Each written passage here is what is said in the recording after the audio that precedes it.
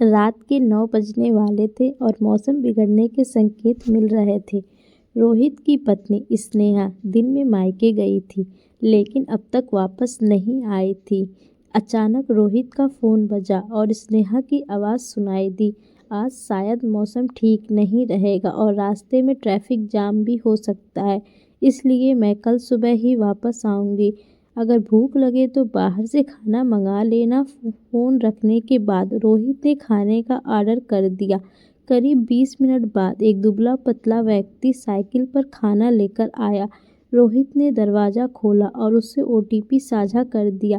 तभी तेज बारिश होने लगी। रोहित ने उसे अंदर आने का इशारा करते हुए कहा, बारिश थमने तक आप अंदर बैठ सकते हैं। दोनों कुर्सियों पर बैठ गए और बातें होने लगी। बातों बातों में उस व्यक्ति ने अपना नाम अजय बताया और कहा कि वह गांव से शहर काम करने आया है।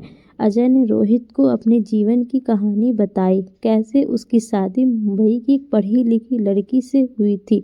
शुरू में वह खुश था, सोच रहा था कि अब उसकी ज़िंदगी बदल जाएगी, लेकिन शादी के बाद बीवी गांव की ज़िंदगी से असंतुष्ट रहने लगी।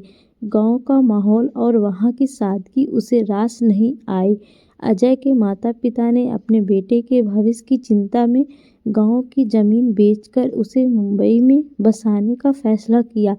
शहर में पहुंचते ही अजय ने एक छोटा का फ्लैट लिया और बीवी की मांग पर एक कार भी खरीद ली। धीरे धीरे अजय ने डिलीवरी का काम शुरू किया ताकि वह परिवार की ज़रूरतों को पूरा कर सके। समय के साथ बीवी ने घर की जिम्मेदारियां अपने हाथ में ले ली और बजट संभालने लगी।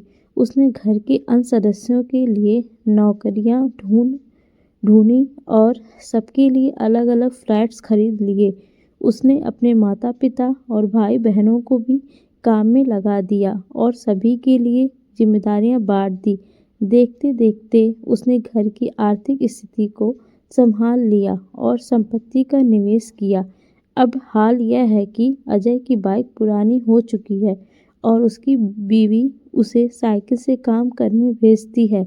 अजय सोचता है कि क्या वाकई उसने मुंबई की लड़की से शादी कर सही किया या नहीं।